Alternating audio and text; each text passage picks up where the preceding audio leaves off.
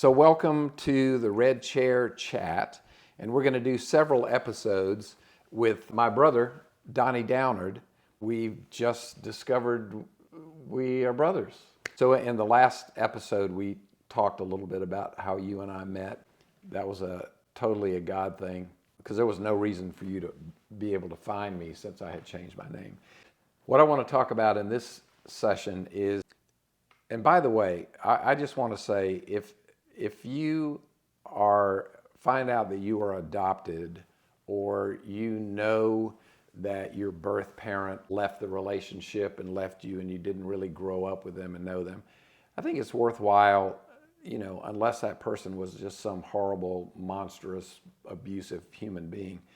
I think you should reach out, and I really regret that I didn't reach out earlier in my life, because my whole attitude, based on what my mother had said about our dad, that he was a drunk and a womanizer and abusive, and she said that I was exactly like him. Well, my mother married two men that were my kind of stepfathers, and they were both exactly like what she said our dad was like. So there was no reason for me to ever want to reach out. I'm living with it, so I don't need to go find it, right? But I would encourage you to go and find that sibling. So I'm in Austin, Texas, and rent a car and drive to Boerne, Texas. I don't know why I called it Bourne, Texas, but it's B-O-E-R-N-E. Said it like it's spelled. Exactly. So I took a wonderful drive, the back roads of Texas. Anyway, so I go, and Donnie says he's at a baseball game with A nephew, yes. So he said, meet us at this restaurant. What was the name of the restaurant? Where did we go? The sandwich place. Oh, Bum Doodlers. Bum Doodlers. Bum Doodlers. If you guys are from Boerne, Texas, and you want an amazing sandwich, one of the most amazing sandwiches I've ever had. What's it called? Bum Doodlers. Bum Doodlers. Oh, a little side story there. Yeah? That's, and I don't know if I told you that, but that is actually where I met my wife. I went in there. Cat. Yeah, I did. I went in there for a slice of cheesecake and a glass of tea. It took me a week to screw up the courage to ask her out. But the special that week was buy a slice of cheesecake and a glass of tea and walk out with a wife. So I like that idea. it was a really great special. But you guys have been, as a family, you guys go to that restaurant almost every Saturday. Every Saturday. Every Saturday. Does anybody out there have a tradition like that? I didn't get to grow up in a family that had that kind of thing. Anyway, it was beautiful.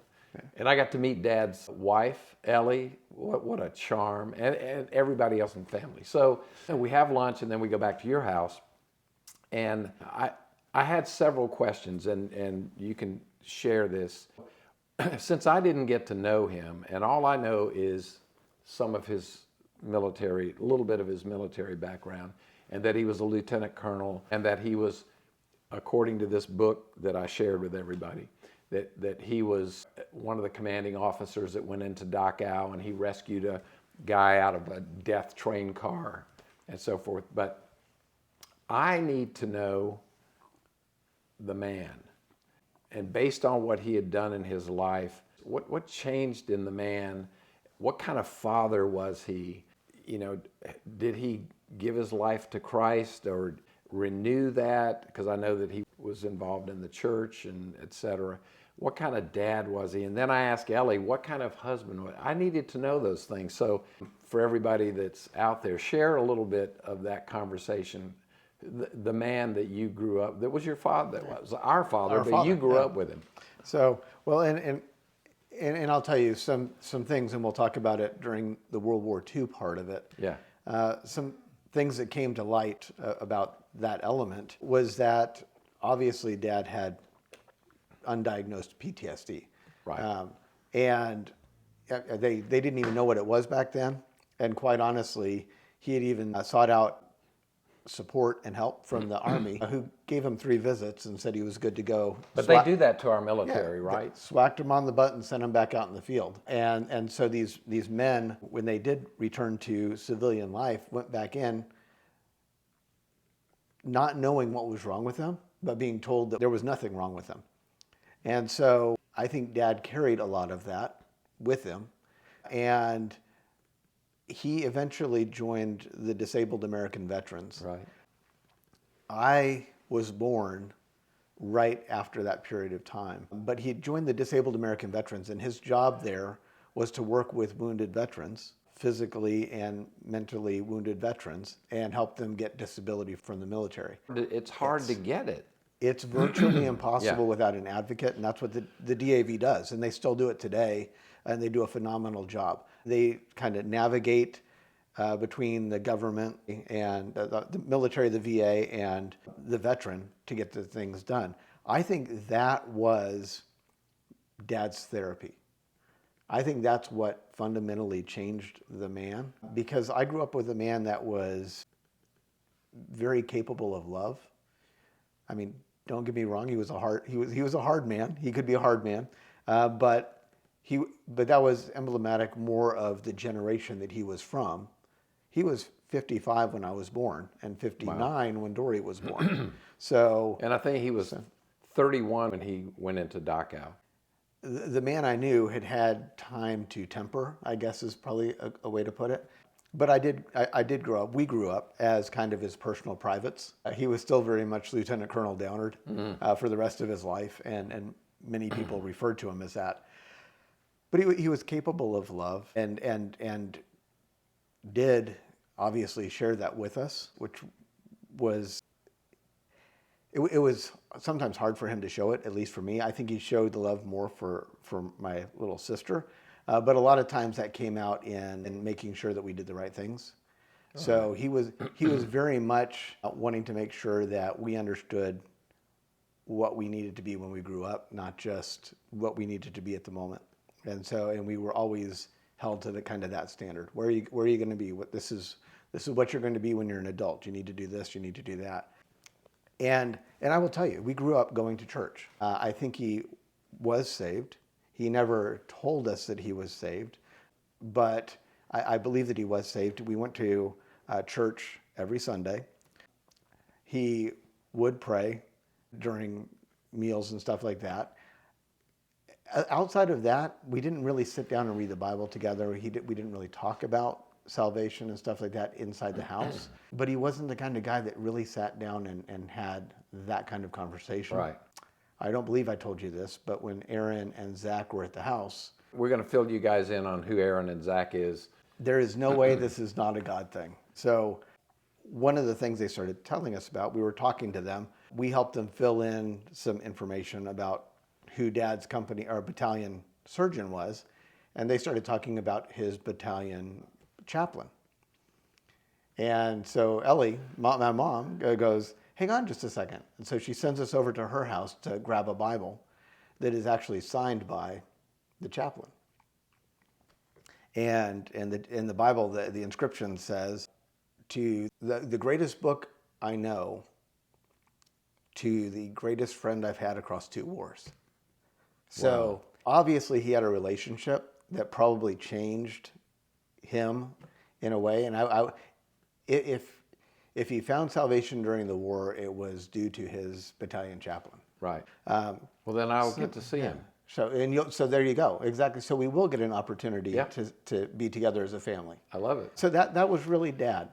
And you guys had kind of a little farm too, where you raised goats and milked goats twice a day, and had pigs. And I mean, what's crazy is, and here I never knew the man, but all the crazy things. Is it a DNA thing? All the crazy things that I did in my life, which are outlined in the book and so forth. Here, Leslie and I have a farm. We're on a farm. You kind of grew up on a farm with him. He worked for the fire department or something? He did. After he retired, when he retired, we moved out onto some acreage. Actually, Bum Doodlers ties back into this because the lady that owned Bum Doodlers at the time convinced my mom to get a milk goat, and you can't just have one milk goat. So it started expanding into multiples. Why can't you have just one? I honestly don't know. So we wound up having a herd of milk goats that we would milk twice a day, and you did. You got up and you did your chores The animals ate before you did. You know, you did Okay, your now I chores. found out, but you shared something fascinating with me because I had thought about getting goat. My neighbors used to have goats, and they would get here at the farm, and I would walk outside, and my heavens, the stench. Goats Oh. stink, but what I didn't know is it's the male goats that stink. And why do they stink, Donnie? Oh, it's horrible. So male goats, in case you don't know, pee on their heads to attract the females. Thank God that's not something we do, but they do smell horrible. And so thankfully it was a goat dairy. And so we only had to have the male goats when we were breeding. So we had the clean side of the goats, but we did. We raised pigs. We would raise and slaughter pigs. We'd raise calves and do the same thing. We had a horse, of course, chickens always, and geese. And I had to drive to Bernie, Texas to find this out. Little did you know. I know. What's one of the favorite things for you as a son that sticks in your mind and maybe helped shape you into the fabulous man that you are today? I will tell you that the thing that reminds me, and I'm going to step back, nature versus nurture. You encourage people that may have been adopted or may not have known their parents. You always argue, you know, is this something I grew up and learned, or is this something that was inherent in me, right? And I will tell you, as I've met my brothers and sisters, you and Don specifically, I have realized how much nature there is versus nurture. There are things that you inherently do, and Don inherently does, that remind us so much of Dad. Dory and I both, and Mom the same way. When we met in Nashville, and we walked out of the restaurant, and you did this little jig down the steps, and it was just this little dance because you heard street music down the street, and it was just this little dance. It was first of all, it's not a dance that anybody else would ever do, just so you know, but it was exactly the dance that Dad did. I mean, identical. Weird. So there's this nature versus nurture thing, and you're obviously very involved in music and stuff like that. Yeah. Dad's ability to pick up any instrument and play and sing, and he would play, and that was probably the one thing I remember most, is that we would go downstairs. It was a two-story house. The front of it faced the street, and then downstairs was the back and the garage, and we had an organ down there, and he would turn on the organ, and he would play, and he would sing some of the silliest songs, and we would all just sing together. And in his love for music, Yeah. I think that was a big thing. And I feel like Dory feels the same way, right? I mean, I couldn't carry a tune in a bucket if I needed to. I mean, I used to sing in the shower; it made the water run. So I'm not a singer by any means. It doesn't matter. And then I meet you. And I'm sitting here going, wow, you know, he's in the music industry, and he loves music, and he's involved in music. Dory is very much musically inclined as well. And I go, well, there is a lot of nature that's outside of the nurture that happens. Right. And so there's a sense of connection, regardless of whether there was a relationship or not. There's a sense of connection that's kind of cool to see. Right. And again, that's one of those things that you go, you know, how can outside of the glory of God can that happen? If we're just a happy accident, why would any of that occur? Right. I agree 100%.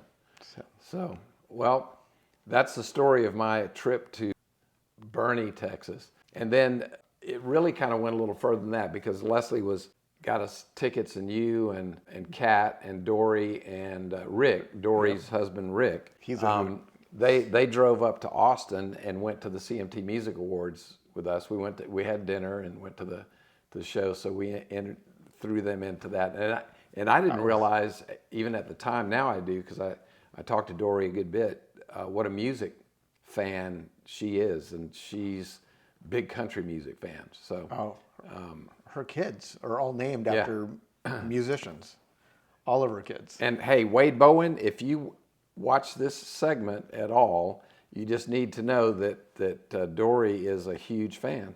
and has been to several of your concerts. So, all right, so that's this segment. So what we're going to do is in our next episode, we're going to talk about this kind of surprise phone call that you got. And we're going to divide this up in a couple of segments, but I want to talk about our dad's military service. And what I discovered in this book, it has exploded into, I mean, it's just absolutely unbelievable what we found out. So we're going to talk about that. Thanks for joining us with the Red Chair Chat, and thanks to my friend Big Papa Corn for we went by and bought corn. So we'll see you next episode.